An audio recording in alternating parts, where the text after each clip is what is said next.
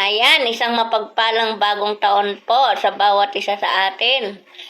Nawa po tayo ay nakapagdiwang ng isang maganda at masayang bagong taon kasama ang ating buong pamilya. Sa gabing ito, ang topic na napili ko po ay patungkol po sa buwan ng pag-ibig.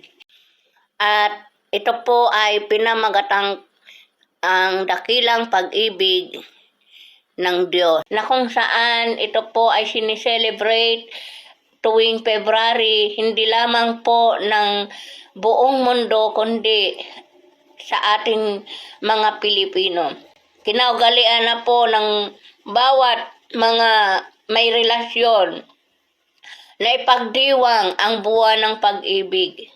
Lalong-lalo na po sa mga magkasintahan pa lamang. Sila po ay naghahanda ng kanilang pinaka-the best na regalo sa kanilang mga minamahal. Sa gabing ito,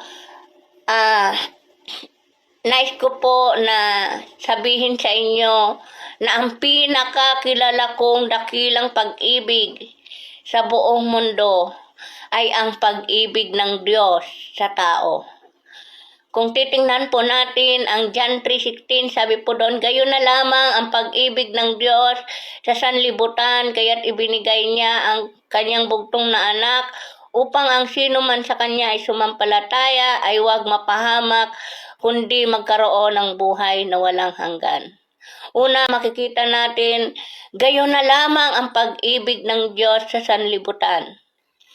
Dahil sa pag-ibig ng Panginoon, nilikha ng Diyos ang buong mundo at ang sangkatauhan. Pantay-pantay ang pagmamahal niya sa bawat tao sa buong mundo. Nais niya na ang bawat tao ay magkaroon ng buhay na walang hanggan. Pangalawa, ang pag-ibig ng Diyos ang dahilan kung kaya't ibinigay niya ang kanyang bugtong na anak.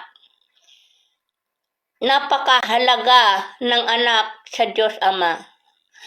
Gayon na lamang kalaki ang sakripisyo ng Diyos sa bawat isa po sa atin. Ibinigay ng Diyos ang kanyang anak nang walang bayad. Ibinigay siya upang mamatay at maparusahan bilang kabayaran ng ating mga kasalanan. Pangatlo, ang sino mang tumanggap at manampalataya sa Panginoong Hesus ay may buhay na walang hanggan. Ang sino mang tumanggap sa Panginoong Hesukristo ay hindi mapapahamak.